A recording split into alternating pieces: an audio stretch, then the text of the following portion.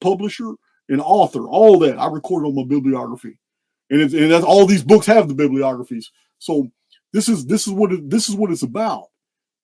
What you most repeatedly do is what you experience. Yeah. So now it doesn't make you bad. It doesn't make you a bad fella that the last 6 years you've been working the same job. You barely surviving. They're not paying you hard. It doesn't make you a bad fella that you've been doing all this. But if you want something better in your life, when you find yourself in a long routine doing the same thing over and over and over for a long period of time, that actually ripens you for what I'm talking about. You're the perfect candidate. So many people have emailed me thanking me for explaining this to them and all that. Oh, you will too. All you have to do when you catch yourself doing the same thing day in and day out, do not broadcast your intent to the field. Do not allow it to expect what you're going to do. You just up and do it. Break pattern. Don't go to work that day. No explanation to the field why. Just don't go to work that day. Or go to work but by a different route. And then if you always take your lunch, don't take it so you can actually leave for lunch break, which is something you've never done. Never explain to the field why you did it. Just break pattern.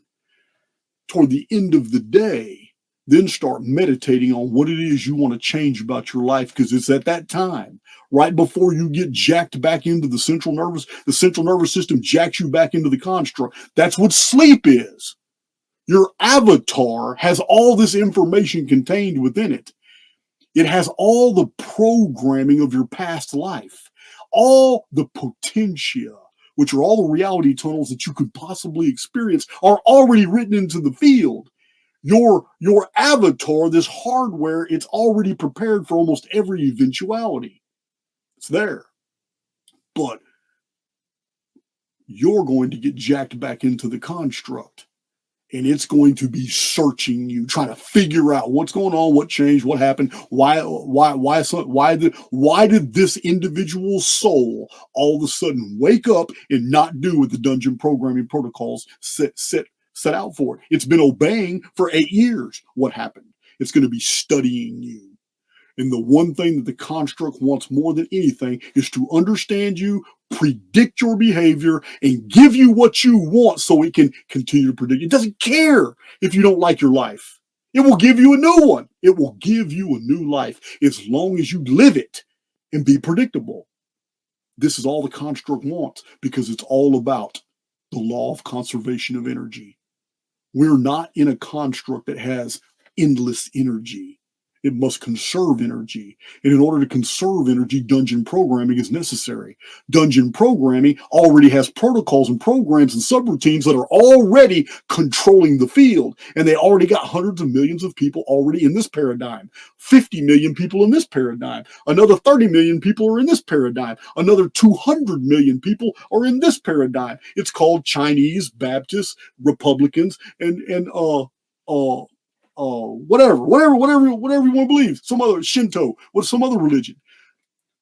Dungeon programming is nothing but a set protocol or series of protocols that a group of souls have agreed is true, and therefore their avatars act that out. They go to church every Sunday, sometimes Sunday night, like my mama did. Goes Wednesday night, Thursday night, Friday night for youth activities. Then on Saturday, if they're doing anything, and back twice again on Sunday. That was my mom. So dungeon programming is nothing but the expenditure of a minimal amount of energy to control a massive amount of souls, because they're already in their feedback loops, and it doesn't take much energy to fuel feedback loops. But it takes a tremendous amount of processing power for an AI system to try to predict the behavior of somebody who has gone rogue. Therefore, the soul that breaks pattern is a rogue program. You have become an error in the system, aka an errant.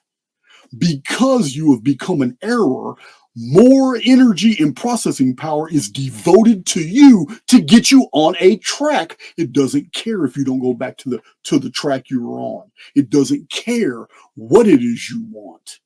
It wants to give you what you want just to get you moving again so it doesn't have to expend future programming. If you don't like the life you're living, the best thing to do is to break pattern.